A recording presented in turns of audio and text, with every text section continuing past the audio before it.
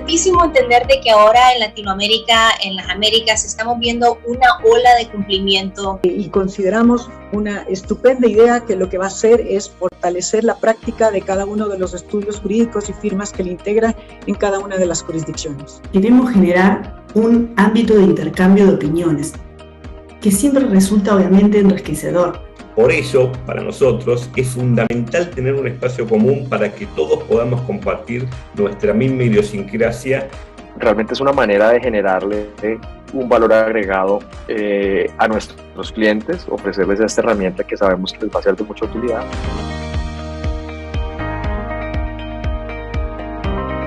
Es un espacio colaborativo con información relevante y sobre todo con una mirada de negocio y no solamente una mirada técnica legal. Permite generar materiales e información y diversas herramientas que resultan óptimas y completas para atender distintas jurisdicciones. Y lo que va a convertirse es en una herramienta potencial para el mejor conocimiento del compliance en Latinoamérica. Es valioso contar con la experiencia de otros profesionales que han atravesado o atraviesan las mismas dificultades. Pero también para el contacto con otros profesionales, para también tener ese tipo de networking. Apuntamos a ser creativos, innovadores, a lograr un rico intercambio de experiencias en estos temas que tantos nos apasionan. Dentro de nuestros países, muchas de nuestras compañías son multilatinas, tienen que cumplir y entender las leyes de los diferentes países en los que trabajan y también las buenas prácticas.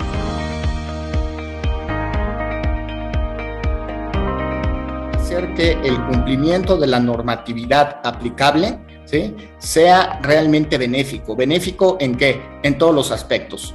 Queremos que las empresas y sus profesionales conozcan este compliance, este nuevo compliance. Tener la suficiente flexibilidad para adaptarse a los cambios y ser de valor. Y el compliance tiene que ser algo que es vivo, no podemos tener programas de cumplimiento que son estáticos, tienen que ser dinámicos. Transformarlo en ayudar a crear mejores empresas. Estamos seguros que todas las firmas que integramos vamos a poder contribuir de mejor manera al conocimiento de esta gran área en el mercado. Muchísimas gracias.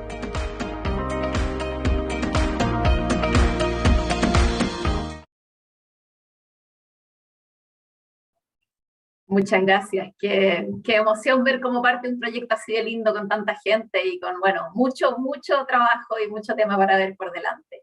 Quiero ahora pasar al panel, digamos, a lo que nos convoca hoy, que es hablar sobre el rol decisivo del compliance en los negocios. Y para eso nos acompaña Mila Galdo. Ella es co-head para Latinoamérica de Leaders League. Ella cursó un MBA de Cornell University en París, ocupa el cargo de co-head para América Latina desde la oficina de Leaders League en Lima, que fue fundada hace 6 años. Leaders League es un grupo de medios francés que tiene más de 20 años en el mercado con sede en París y oficinas en Madrid, Milán, Londres, Sao Paulo, además de Lima. Leaders League publica contenido editorial además de rankings de distintos profesionales que se elaboran gracias a una investigación completa de los distintos mercados. Publica rankings de estudios de abogados, bancos de inversión, peritos, agencias especializadas en gestión de crisis y auditores, entre otros. Mila, muchas gracias por acompañarnos el día de hoy como moderadora. Te doy la palabra para dar inicio a nuestro webinar. Gracias, Daniela. Buenos días a todos y agradezco esta invitación para participar como moderadora en este interesante panel que trata sobre el rol decisivo del compliance en los negocios. Como muchos deben saber aquí porque son expertos, el compliance es muy amplio, incluye muchos temas, como le dijeron al principio: prevención de delitos, derechos de los consumidores, protección de datos personales, libre competencia, entre otros. Hoy en día las empresas de cualquier sector y tamaño pueden requerir de la función de compliance para la gestión correcta de sus negocios. Y así no solo cumplir con la legislación, pero también con las expectativas éticas del entorno. Gracias a esto, las empresas pueden reducir costos, aumentar sus ingresos operativos y evitar pérdidas. El compliance ha entrado con fuerza en la región desde aproximadamente 10 años, digámoslo así, pero los avances han sido muy distintos también según los países. Hoy tenemos la suerte de poder intercambiar ideas sobre este tema con nuestros expositores. Tengo el agrado de presentarles hoy a Carolina Dalmaso, quien es Ethics and Compliance Head de Mercado Libre, Viviana Montero, Global Compliance Manager de VMware, y Daniel Civile, director senior de Compliance para América Latina de Oracle.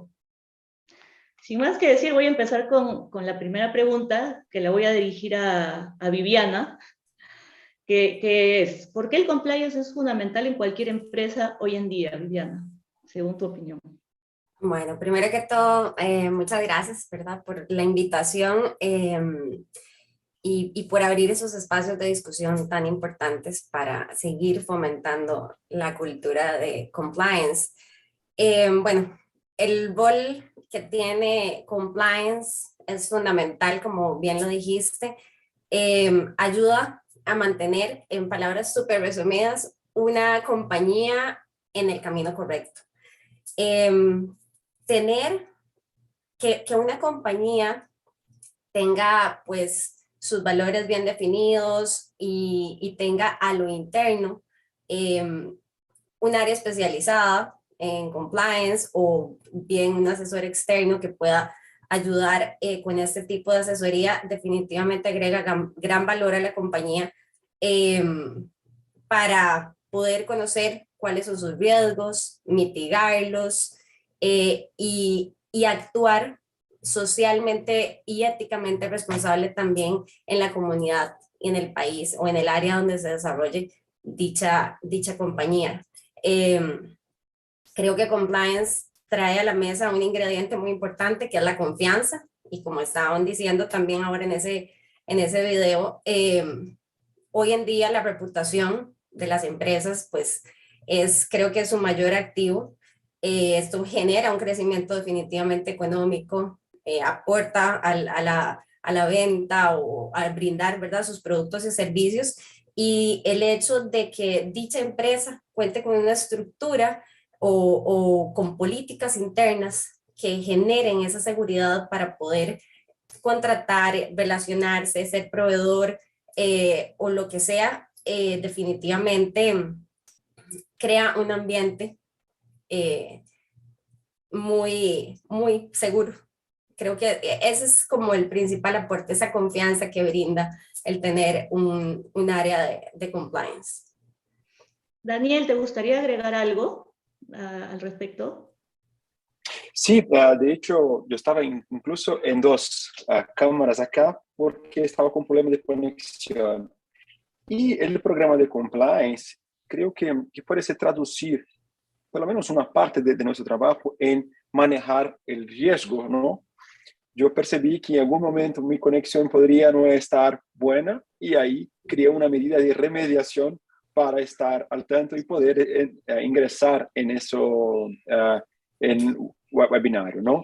Y creo que ese es el mensaje, ¿no? Viviana habló muy bien de nuestra responsabilidad ética y social. Y les digo que no solamente en relación a la compañía que actuamos, pero en todo nuestro ecosistema. Y hacer con que nuestros partners, nuestros proveedores, desarrollen sus propios programas y su capacidad de entender y manejar sus propios riesgos de una forma apropiada. Creo que nuestra vida como compliance officers, ¿no?, responsables por cumplimiento en las compañías, es manejar el riesgo de forma apropiada y influenciar de forma positiva nuestros funcionarios y también nuestro ecosistema. Carolina, en el caso preciso de Mercado Libre, ¿cómo es que el compliance forma parte de la estructura de la empresa?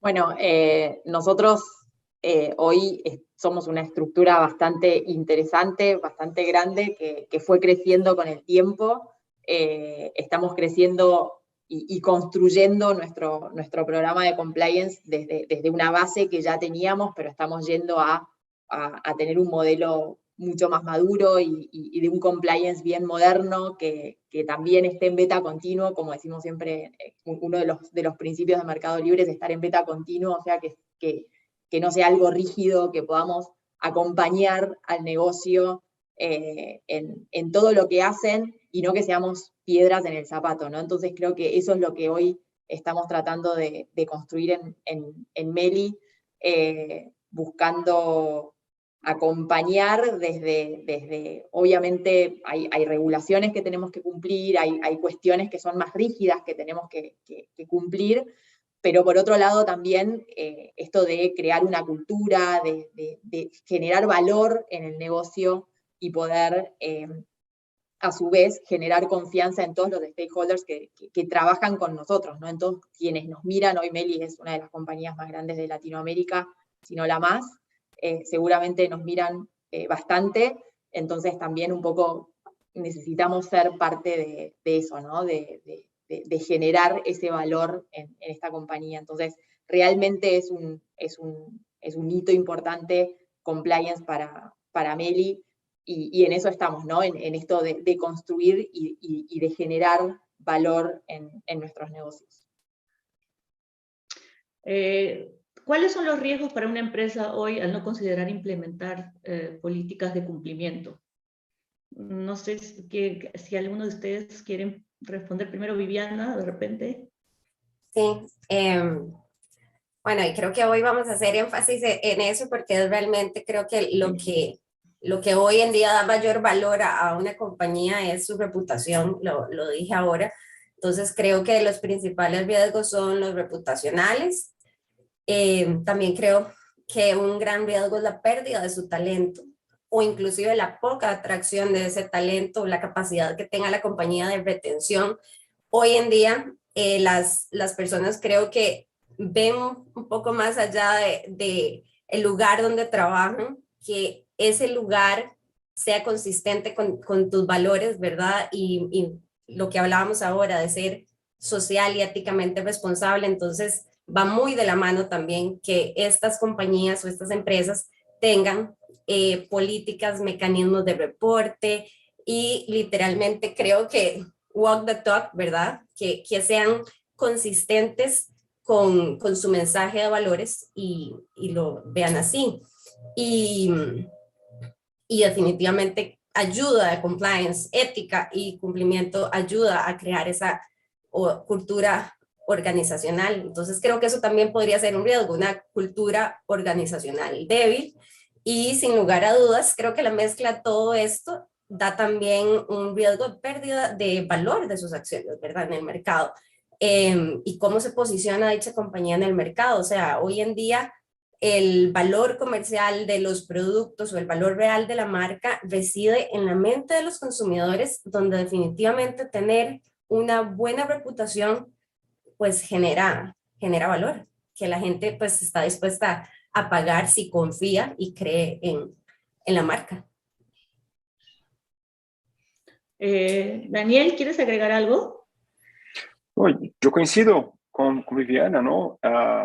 Yo diría, solamente agregaría que en Brasil, por ejemplo, no tener un programa de compliance puede ser una restricción a participar de pliegos, y también puede significar ahí más Latam, en el caso de Oracle, un riesgo operacional. Una vez que si no tienes un programa de compliance y quieres hacer negocios con gobierno, por ejemplo, en Oracle, no vas a estar habilitado. Entonces, nosotros tenemos un programa de que revisamos el programa de integridad de 100% de los partners, de las empresas que quieren hacer negocios con nosotros y quieren negociar con gobierno.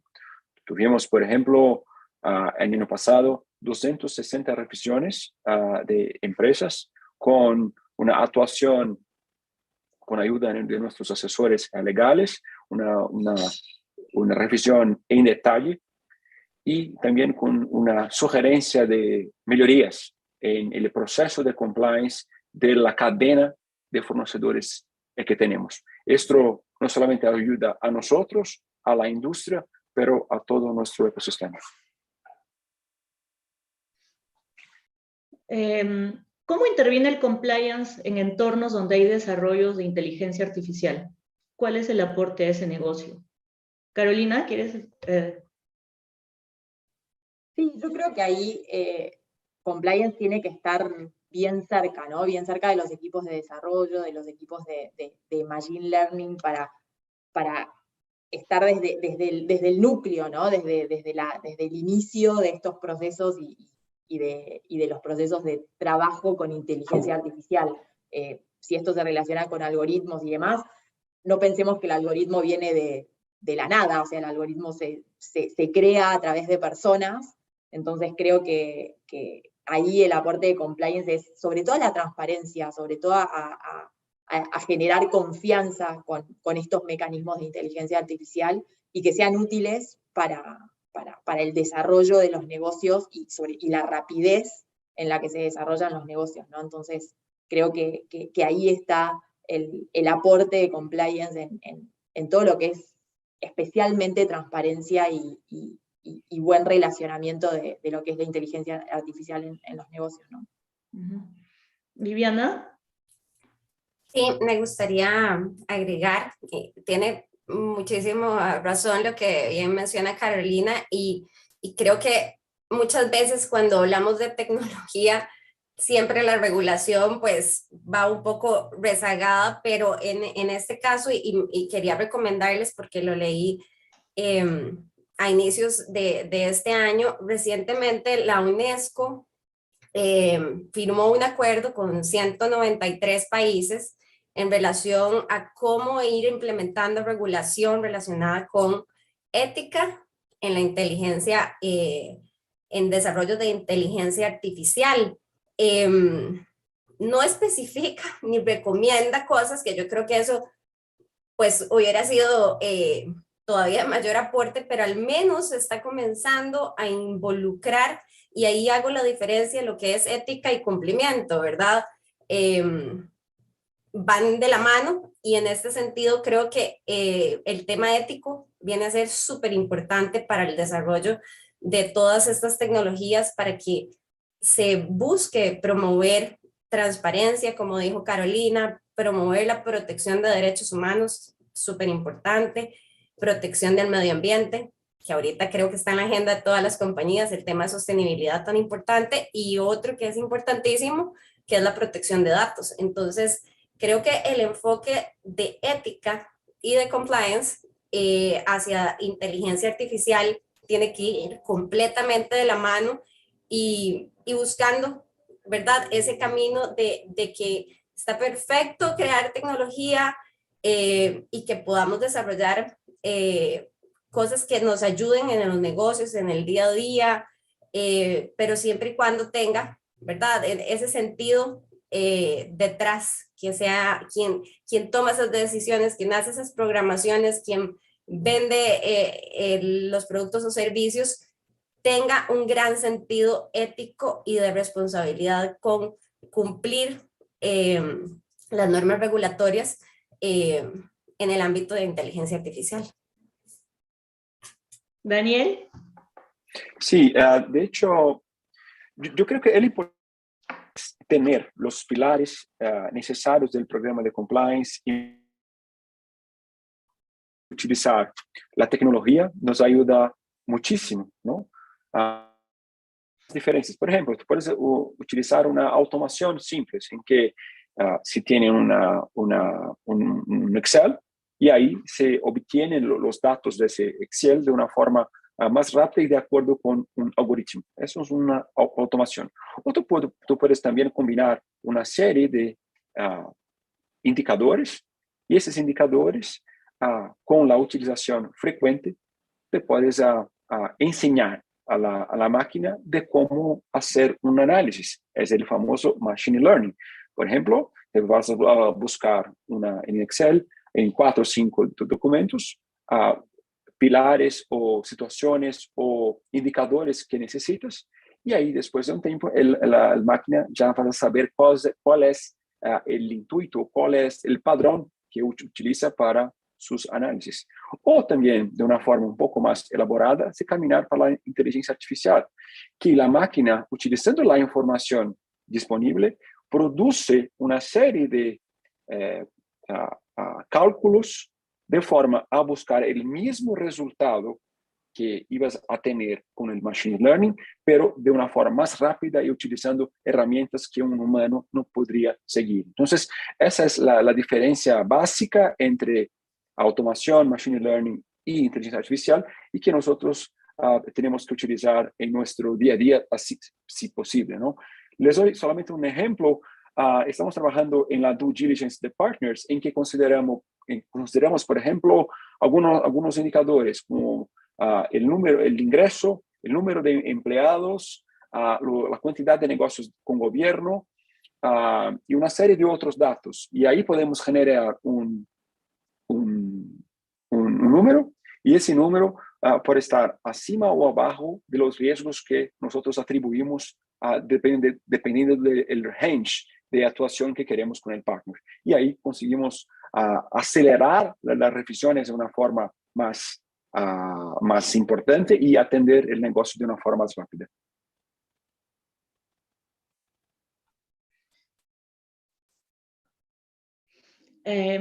¿Las políticas de cumplimiento favorecen a la economía digital? ¿Cuál es, según ustedes, el momentum de ese negocio aquí en América Latina?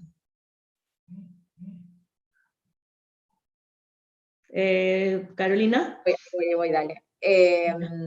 A ver, el momentum es de crecimiento y expansión full, o sea, creo que es la explosión de todo lo que es la economía digital, especialmente en Latinoamérica. Creo que en estos últimos años creció exponencialmente.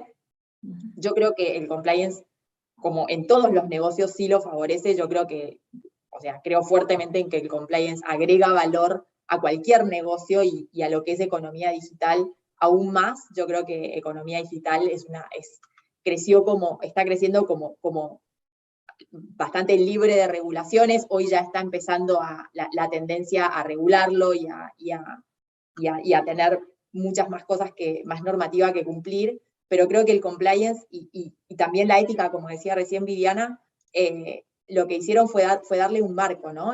Ayuda a que esto no se desbande y que sea todo caótico, porque realmente el crecimiento es muy, muy acelerado. Entonces creo que lo favorecen en ese sentido, les dan un marco, y sobre todo si hablamos del compliance moderno, ¿no? De este compliance que acompaña al negocio, que no es un compliance rígido y que si no lo hacemos de esta manera no se hace. O sea, creo que, y ahí es cuando quienes hacemos compliance tenemos que meternos en este rol más emprendedor, si quieren, y poder acompañar. Obviamente que cuando tenemos que decir que no, obviamente que va a ser no, pero muchas veces podemos acompañar desde otro lado, ¿no? Así que creo que el rol es darle un marco, es acompañar y poder estar ahí presentes para que el desarrollo sea más sano, ¿no? Y de nuevo, vuelvo a la transparencia, a la confianza, a todos esos conceptos que me parece que hoy son como los más importantes del compliance, ¿no? Daniel, ¿quisieras agregar algo desde tu experiencia con Oracle? Sí, y de hecho, cuando hablamos de economía digital, especialmente en Latinoamérica, como mencionó Carolina, es imposible no pensar en el mundo de los criptoactivos, el mundo digital, ¿no? Y la transacción de productos, servicios, NFTs, los mundos paralelos, como el metaverso, y las consecuencias que esta interacción tiene en nuestra vida y en el rol de compliance. Entonces, les digo que compliance es, como decimos en Brasil, la pelota del día, ¿no? Entonces, vas a estar siempre en pauta. Por ejemplo, las regulaciones de los criptoactivos, por ejemplo, pasan casi que necesariamente por la regulación e implementación de un programa de compliance dentro de las exchanges, ¿no? ¿Y por qué? Porque se puede, obviamente, hacer un fraude y se subtraer valores de digital wallets o, por ejemplo, de plataformas de ventas de criptoactivos, pero en algún momento necesitas pasar por una exchange para hacer el withdraw del dinero. En ese momento que es posible tornar algo del mundo digital para el mundo real. En ese momento que la legislación, la regulación tiene que estar de acuerdo. Entonces, hay un fortalecimiento de una forma expresiva de las puntas en que se intercambian el digital y físico, y el rol de compliance en este mundo, no solamente en las exchanges, pero en todas las plataformas de infraestructura para dar sustentabilidad a este modelo digital, van a crecer de forma exponencial.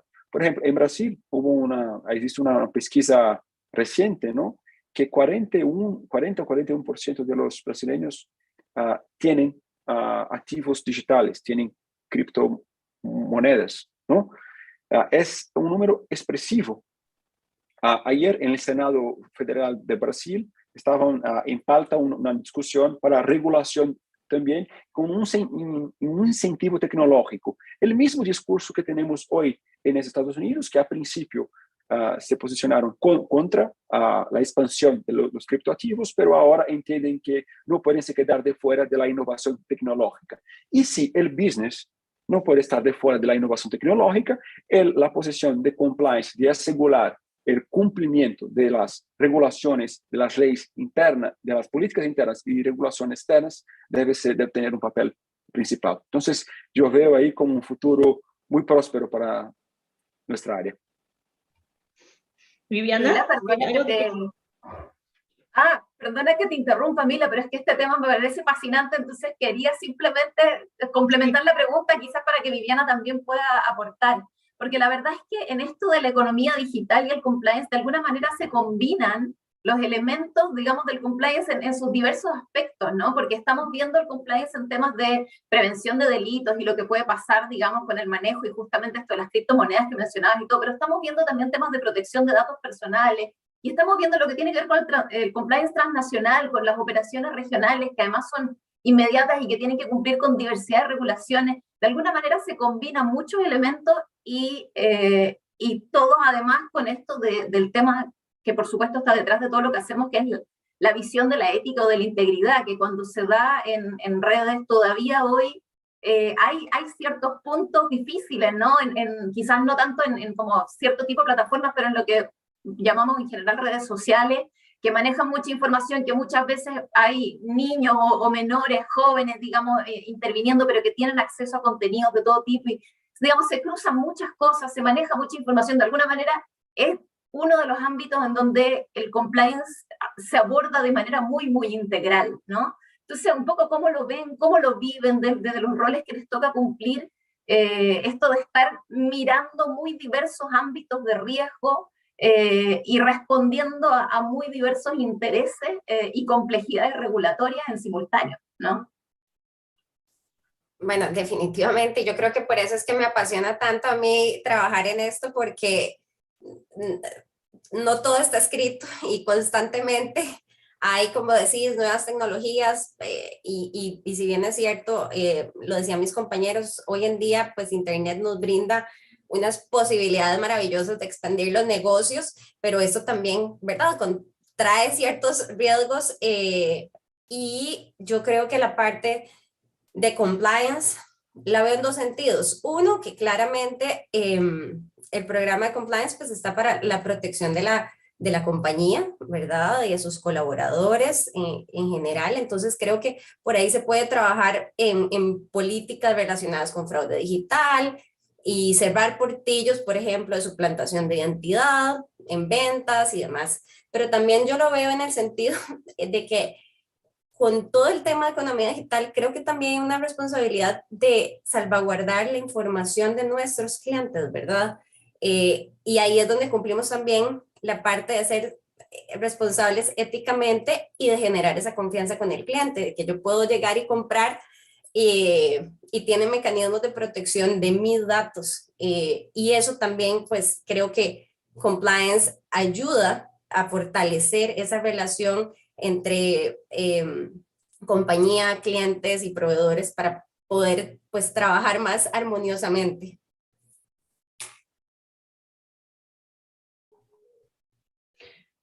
Luego tengo otra pregunta que es, ¿cómo influye el compliance en la generación de nuevos negocios? Supongo que en cada empresa es distinto, pero por eso me interesa saber la opinión de cada uno. No sé, ¿quién? Carolina. Ahí arrancó.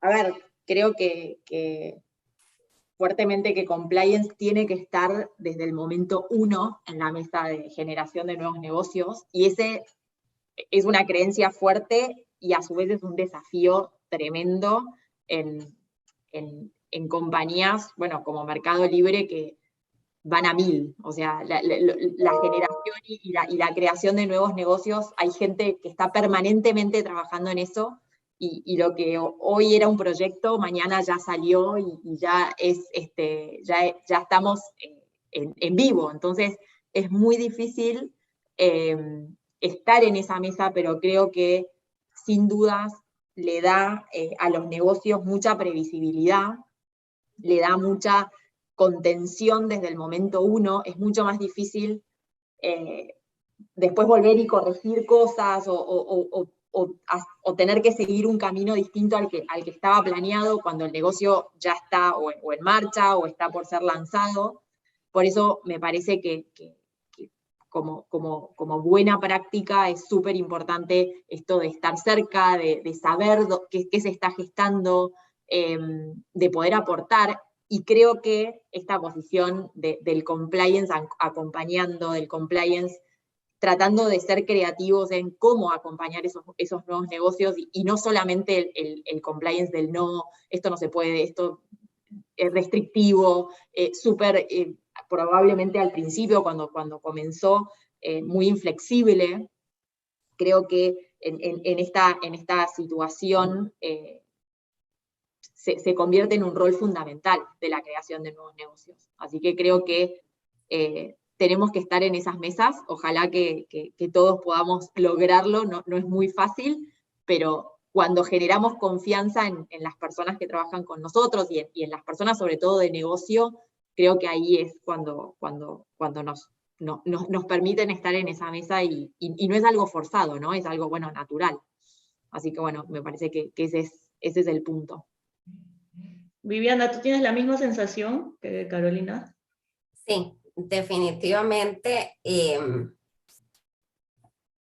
Desde que nace la idea de un nuevo producto y demás, creo que es súper importante la participación y que compliance pues esté sentado en esa mesa y pueda aportar para mitigar riesgos. Pero también estaba pensando, hay un dicho en mi país, dime con quién andas y te diré quién eres. Entonces, creo que también está relacionado. Si sos una compañía que tiene un programa de cumplimientos y saben tus proveedores que sos socialmente responsable, que no te prestas para actos de corrupción, que no te prestas para saltarte ciertas regulaciones, ¿verdad? Eso también va a generar confianza para crear negocios.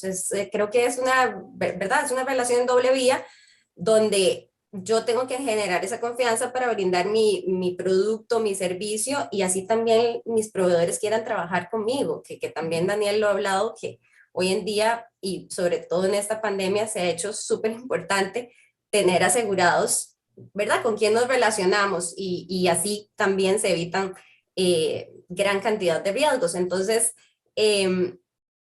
es importante en eso, y también es importante en el sentido de generar nuevos negocios en adquisiciones. Cuando estamos hablando de M&As, yo me voy a sentir mucho más tranquila y confiada de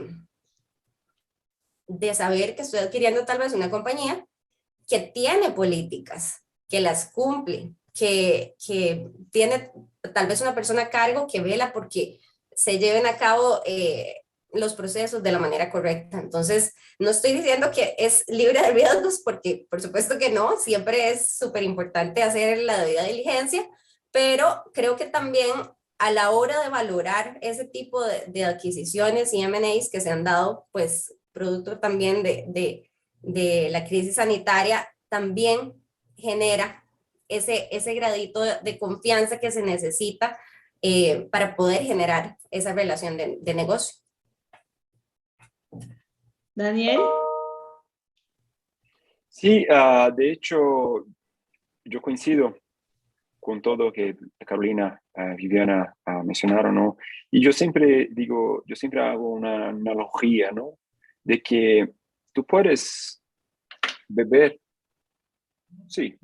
¿Tú puedes beber y manejar? No. ¿Tú puedes beber y viajar en el pasajero? ¿No? Sí. Es eso. Entonces, los negocios pueden ser hechos, pero de forma coordinadas y de acuerdo con las reglas posibles, ¿no? Obviamente, y es un error decir, no, bueno, no hay impacto de los negocios. Sí, hay impacto de los negocios. Es claro que hay. Y tiene que haber, ¿no? Uno de los primeros puntos que analizamos cuando buscamos evaluar un parceiro comercial y que nos menciona que tiene un programa de integridad es, ¿puedes nos mostrar la cantidad de negocios que ha refutado o que no han seguido? Y de hecho, el partner que mencionó, yo no tengo eso. De hecho, yo no tengo un negocio que no ha sido implementado. Entonces, tú puedes desconfiar que algo pasa mal. Entonces, sí, hay un prejuicio comercial algunas veces, hay un retraso, hay una burocracia, pero una burocracia necesaria. Hay una historia de que tiene que siempre existir el mal necesario, ¿no? O que iba a ser del héroe si no existiera el vilán. Y en algunos casos, sí, de hecho, nosotros tenemos este papel, pero siempre con el fin de proteger la compañía y sus negocios. Mira, yo de nuevo te voy a interrumpir, mira qué patúa. Pero sí, ¿sabes qué? Es que estaba pensando en esto del valor de los negocios, porque del valor del compliance para los negocios desde otro punto de vista, por una conversa que tuve hace un par de semanas con alguien cuya identidad no revelaría, pero no importa, que me decía, mira, yo conozco hoy de inversionistas que están comprando empresas muy dañadas desde el punto de vista del compliance porque sufrieron un escándalo de algún tipo y por lo tanto su valor está muy bajo, que le meten una fuerte medida de compliance muy potente, que meten todos los planes, que mejoran, que recuperan, digamos, los procedimientos internos, que limpian, que digamos, recuperan el compliance en esa compañía, que por lo tanto la compañía vuelve a tener valor y queda en mucho mejor estado para volver a venderlo. O sea, hacen del compliance mismo un negocio. Empresas que están muy dañadas por un incidente de compliance, recuperan su valor a través del compliance y lo vuelven a vender. A mí me pareció que era, digamos, una inversión de alto riesgo, pero una gran aventura, y por supuesto dije, mira, qué interesante ver el compliance mismo como una herramienta de negocio, algo que yo no había pensado y me pareció súper interesante. No sé cómo lo ven, si creen que es algo que hace sentido o que es una locura, pero me pareció por lo menos como una nueva mirada a este tema del rol del compliance en los negocios. Creo que tiene relación con lo que yo mencioné, ¿verdad? De que en una futura adquisición, pues, el que la compañía que está interesada en adquirir tenga un programa de cumplimiento genera confianza. Entonces, en estos casos, claro, entiendo que el valor de mercado esté súper bajo por el escándalo o la situación que tuvieron en particular. Y yo coincido, se puede definitivamente establecer un programa mucho más robusto, definitivamente. Ahí sería más bien, creo, y no tiene tanto que ver con compliance, pero el reto estaría más bien en restablecer la reputación de esa compañía. Pero eso ya creo que sería cuestión de un buen marketing, PR y demás, no tanto compliance.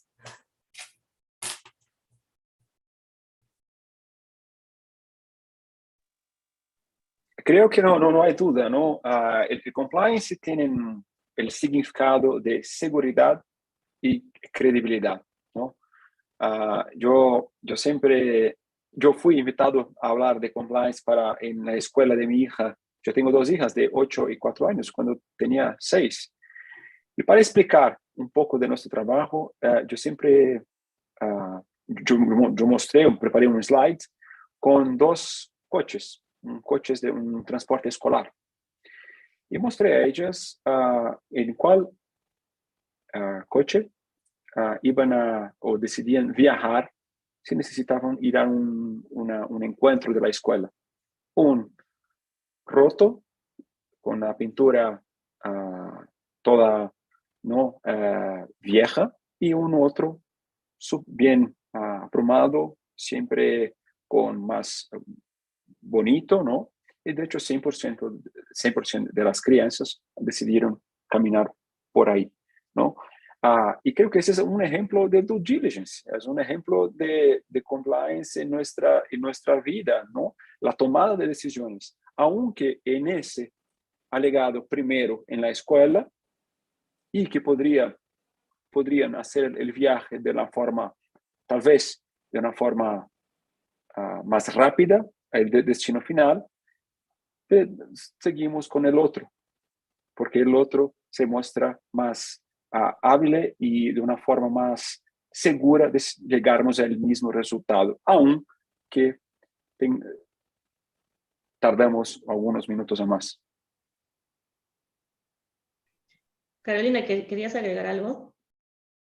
No, o sea, me parecía la propuesta de Dani, me parecía como súper riesgosa, que no sé ni siquiera si la había pensado esto de usar el compliance como parte de una propuesta de negocio y levantar la reputación de otras compañías, pero bueno, realmente me parece algo súper interesante que eso se esté convirtiendo en una propuesta y en generar esta propuesta de valor, ¿no? De buscar estas compañías que tal vez les es muy difícil salir de ese estadio en el que quedaron, probablemente arruinadas o en un proceso muy difícil de recuperarse, y que otras compañías las puedan recuperar y que nosotros seamos parte de esa recuperación. Wow, me parece como un desafío tremendo, sí. Divertido también, muy.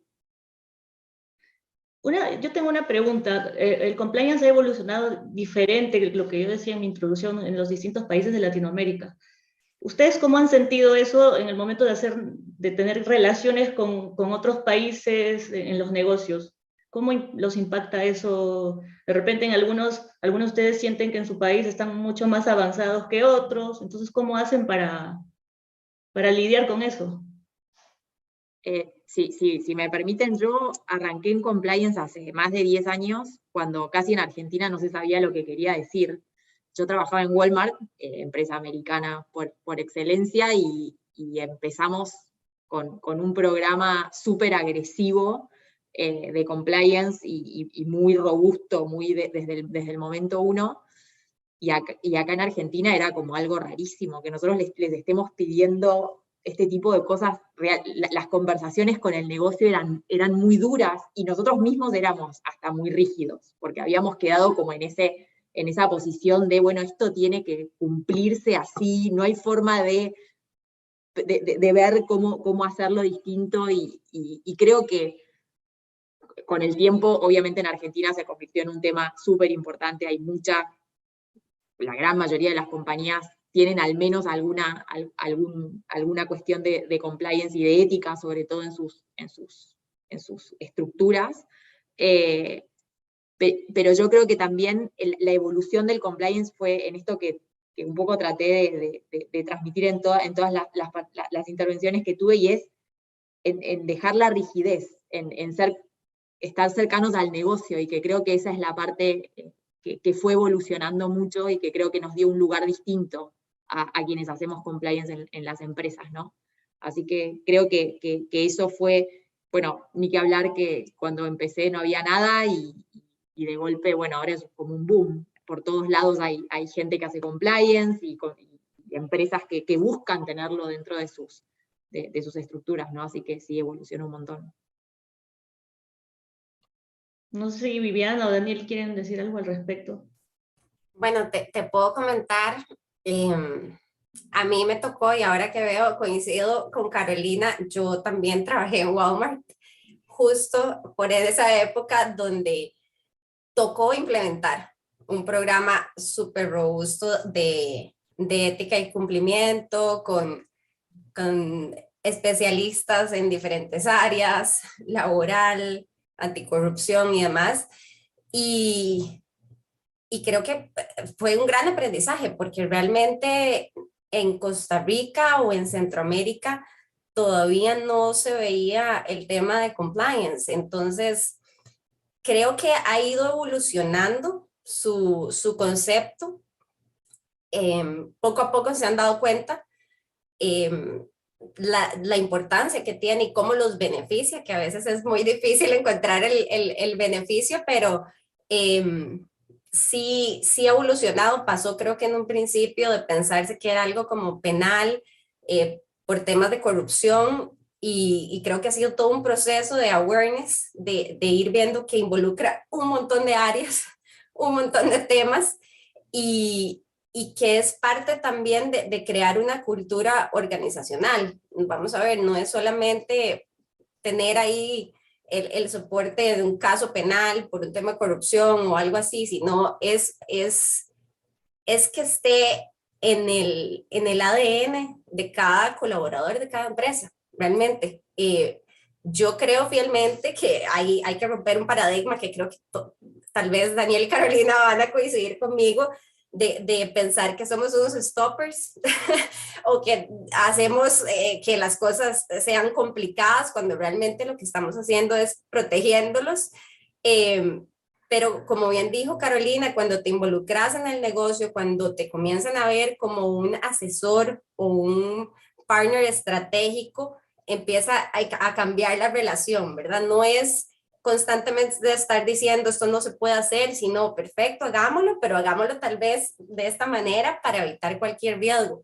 Y también va de la mano con el ejemplo que dijo Daniel de si puedo tomar y sentarme en el asiento del pasajero. Entonces, a mí me encanta saber que este tema cada día va evolucionando, y que las empresas empiecen a ver la importancia de tener tanto una persona al interno como un compliance officer, o bien que por lo menos, porque sí entiendo que las pequeñas y medianas empresas pues les sea más difícil, pero que al menos busquen esa asesoría para evitar riesgos.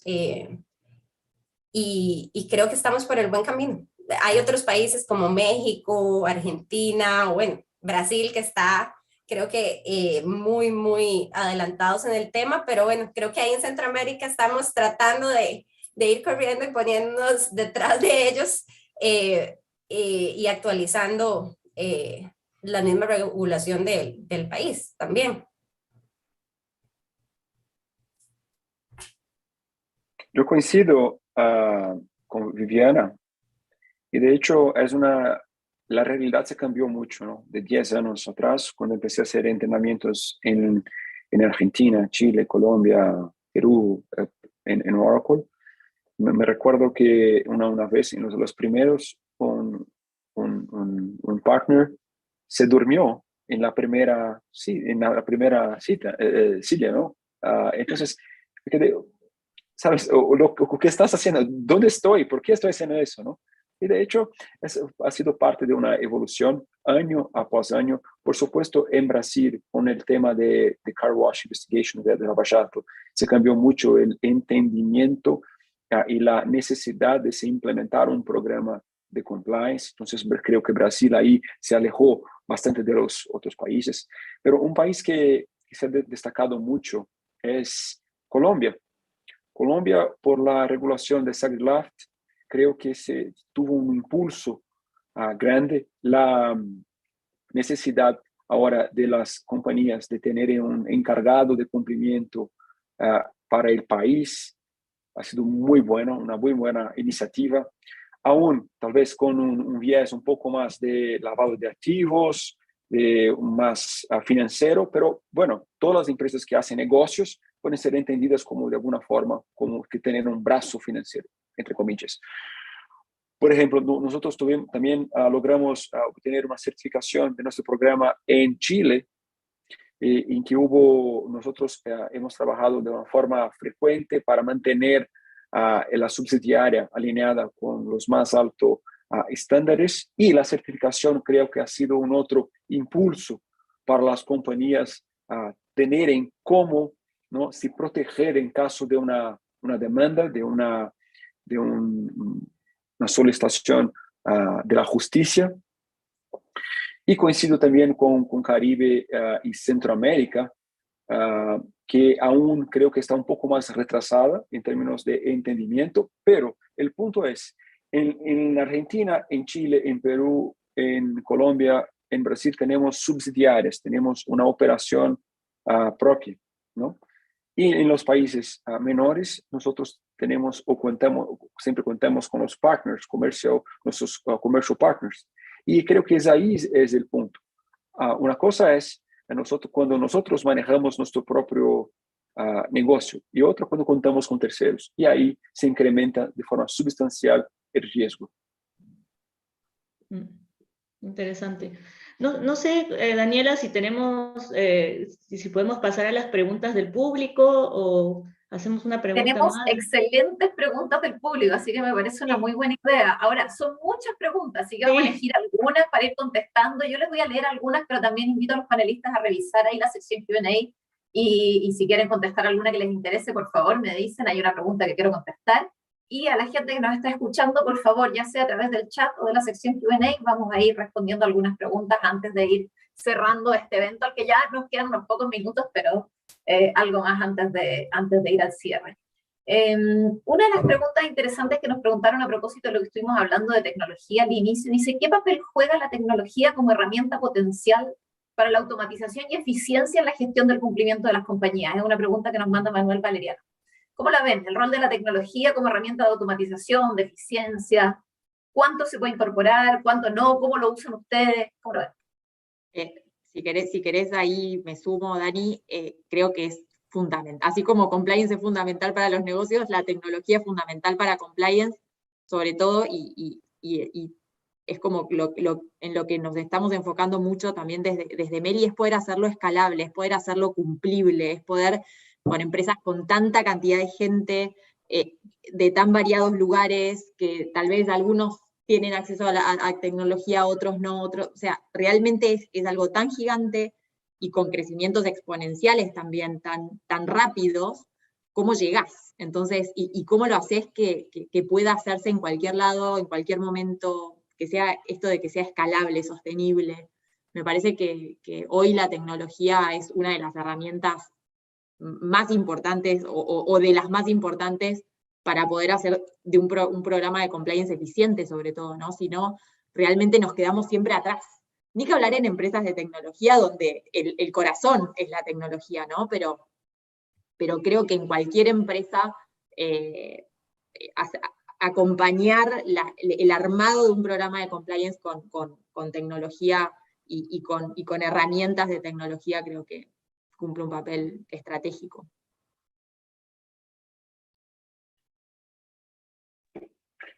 Yo mencionaría 4 puntos, ¿no? En la educación de los funcionarios y terceros que interactúan con la empresa. 2, en nuestras investigaciones internas, de una forma tornarlas más eficientes, el manejo de la información, de los emails, los datos que nosotros tenemos acceso, el monitoreo de nuestros controles internos, que son importantes para ver si de hecho la política que ha sido creada es eficiente o no y está de acuerdo con el control, y en due diligence. Creo que son 4 puntos ahí que hacen toda la diferencia contar con la tecnología. Total, buenos usos tecnológicos para el apoyo de nuestras funciones, totalmente. Oye, hay otra pregunta que Viviana se refirió un poco a estos temas, pero que quizás se puede profundizar un poco. Y dice, ¿cómo gestionar el cumplimiento normativo cuando la norma está muy retrasada o no se adapta a los cambios tecnológicos o a los cambios permanentes en los mercados? Que nos pasa mucho, sobre todo con empresas que trabajan a nivel de varias jurisdicciones y en donde se enfrentan a distintos tipos de regulaciones, pero además que efectivamente en algunos lugares la legislación todavía está muy lejos de adecuarse a los tiempos, y más aún en empresas tecnológicas. ¿Cómo hacen? ¿Cómo fijan sus estándares? ¿Cómo se adecúan? ¿Cómo generan a veces a nivel regional la operación cuando no es lo mismo en un país o en otro? ¿Qué tal eso? Muy buena pregunta. Eso pasa actualmente, entonces creo que la importancia está en cómo cada compañía quiera trabajar en el mercado. Creo que debe ser consistente, tener unas políticas, un buen código de conducta que esté súper claro, independientemente de cómo sea la regulación, si existe la ley o no en ese país, pero que sea súper visible y de claro entendimiento para todos sus colaboradores qué pueden y qué no pueden hacer, cuál es la expectativa que tiene la compañía de ellos en su actuar, independientemente del país o la situación en la que estén. Entonces, creo que ahí habría que hacer una gran labor a lo interno de la compañía, de asegurarse de que esos portillos o esos elementos que tengan que regular estén regulados a lo interno. Creo que tenemos que empezar primero por nosotros y nuestra propia casa y pues luego adaptarse un poquito a lo que es la regulación. Tal vez, y doy el ejemplo, aquí en Costa Rica tenemos una ley, por ahí empezamos un poquitito, donde es facultativo tener un modelo de un programa de cumplimiento. Las empresas tienen la opción, bueno, ciertas transnacionales no, si cotizan en la bolsa de valores, pero otras sí tienen la posibilidad de escoger. Quiero o no tener a lo interno una estructura, un programa sólido de cumplimiento y qué es lo que yo quiero establecer ahí, cuál es mi expectativa y cómo quiero yo que mis colaboradores se comporten en dicho mercado. Entonces creo que la tarea está en casa. Estoy muy de acuerdo con eso. Muchas veces, digamos, al final es el estándar que se fija uno como compañía más que el estándar legal, que el legal es el mínimo, es la base, es el este. Pero desde ahí en adelante hay mucho que cada empresa puede aportar. Voy a leer otra pregunta que Daniel, tú te referiste un poco a esto y quizás puedes profundizar un poquito, pero dice Raquel Céspedes, nos pregunta, ¿cuál es la experiencia de ustedes en involucrar las cadenas de suministro en la alineación de buenas prácticas de compliance? Algunas empresas lo hacen más, otras menos, algunas lo hacen muy de papel, te dicen firma acá que usted leyó los 400 páginas del código de ética, la política, la otra y diga que sí, que acepta todo, pero hasta ahí llegó. Y hay otras que lo hacen de forma mucho más activa, un poco como fuiste describiendo tú, Daniel, pero ¿cómo se hace? ¿Cómo funciona o no funciona? ¿Qué es útil? ¿Cuál es tu experiencia al respecto? Eso. No, bueno, excelente pregunta, ¿no? Y de hecho, cuando empezamos con este proceso, 3 años atrás, tuvimos una resistencia grande de nuestra área de alianzas y canales, porque íbamos a crear un otro proceso para aprobar un PSA. Pero lo que logramos percibir es de que nosotros estamos conduciendo o entendiendo mucho más detalles de la compañía do que teníamos antes.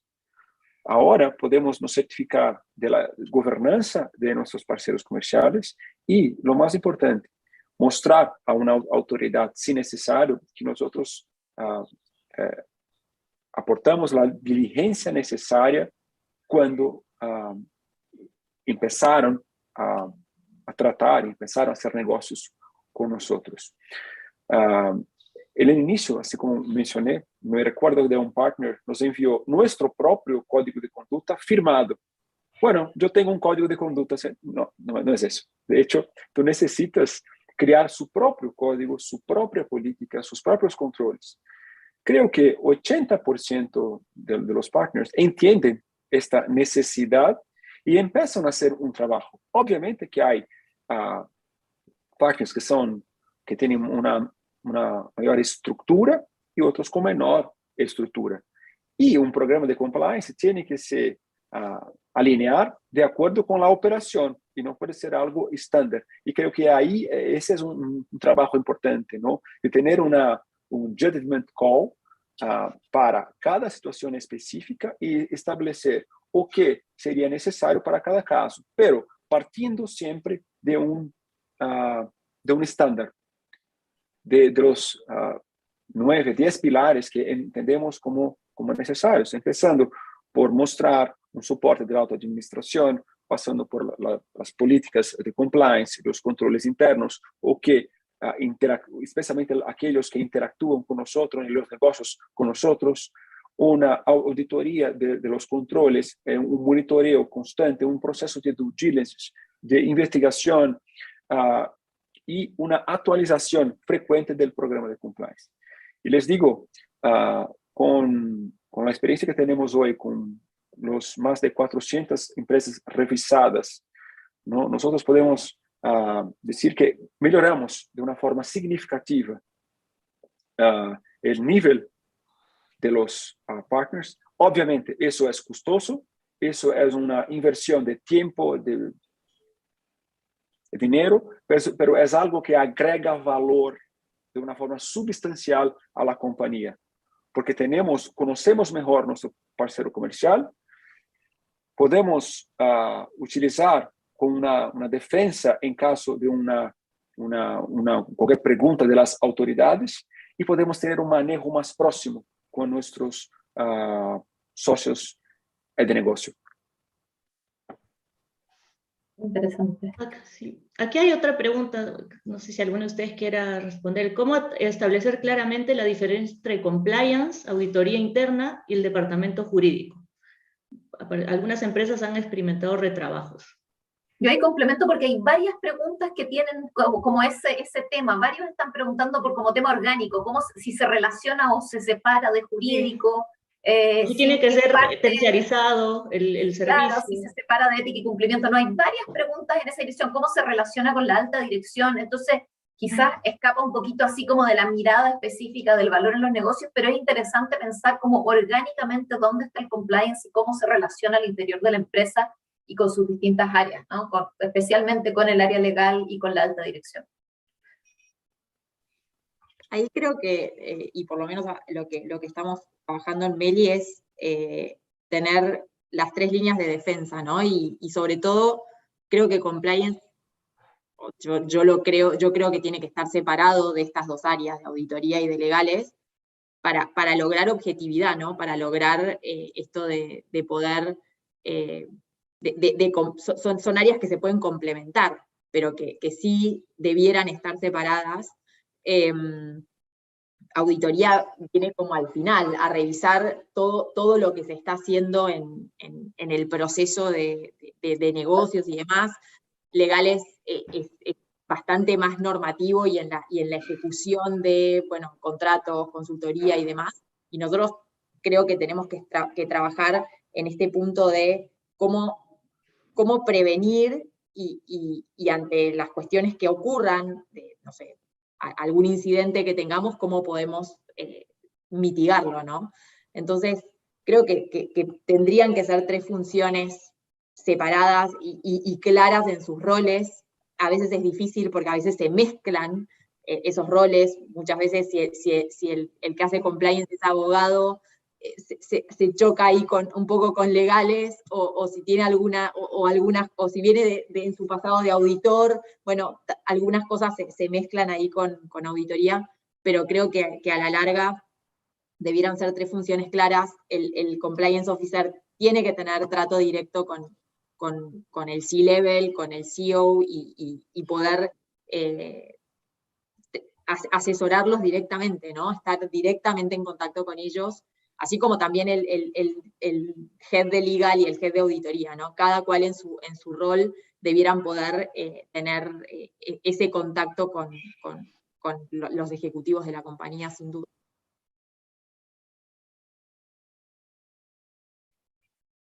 Creo que un punto interesante, y es una pregunta frecuente que llega a nosotros, ¿no? Muchas veces una persona de ventas nos llega con un contrato, una situación, y dijo, bueno, nosotros no entregamos o no enviamos el producto en la fecha adecuada, o el cliente no pagó. Bueno, ese es un tema legal, un tema de collections, y no un tema de compliance.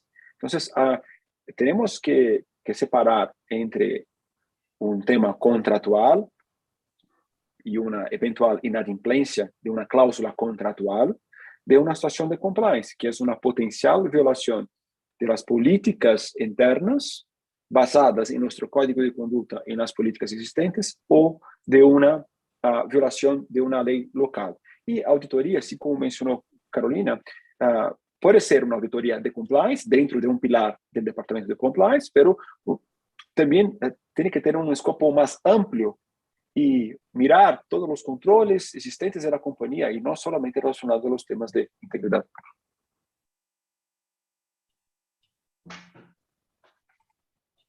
Bueno, amigos, voy a buscar una última pregunta porque en honor al tiempo vamos a ir de a poco apuntando hacia el final, pero mira, hay una pregunta aquí que habla de desafíos en materias de ciberseguridad y compliance. Un poco estuvimos hablando, bueno, bastante hemos hablado de temas tecnológicos que tienen mucho que ver con las empresas en las que ustedes trabajan, pero además tiene mucho que ver con los desafíos del momento, ¿no? Y cómo ven estos temas, digamos, en particular los desafíos de ciberseguridad, vamos tomándolo como última pregunta y los invito a reflexiones finales de todas maneras para ir llegando al cierre.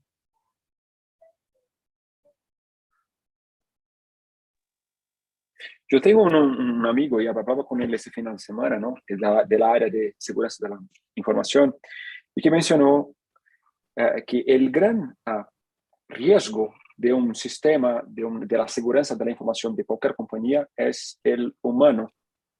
Entonces, y ahí que coincidimos con la importancia de tener un programa de compliance en cumplimiento de datos y gestión de seguridad de la información.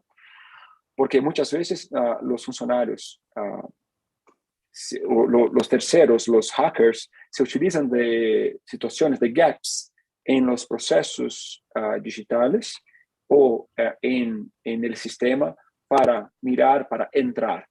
Él me comentó un caso de que tenían un servidor de una compañía y una persona entró sin habilitación necesaria en el servidor y puso un pendrive. Cuando se empezó el proceso, inició el sistema, los datos ya empezaron a salir y han sido criptografados. Y después, 1 o 2 días después, se pidió una recompensa, no pueden decir así, en Bitcoin. Entonces, lo que quiero mencionar acá no es la recompensa en Bitcoin, que podría ser en cualquier otra moneda, pero la falla humana. Alguna estructura no ha funcionado de forma apropiada. En ese caso, el proceso de proceso de autorización de las personas que tenían acceso a la sala del servidor. Entonces, importante ese tema, importante que las compañías tengan y desarrollen sus propios programas de seguridad de la información, pero también inviertan en personas y procesos internos que de alguna forma pueden afectar toda la seguridad de la información interna o de terceros.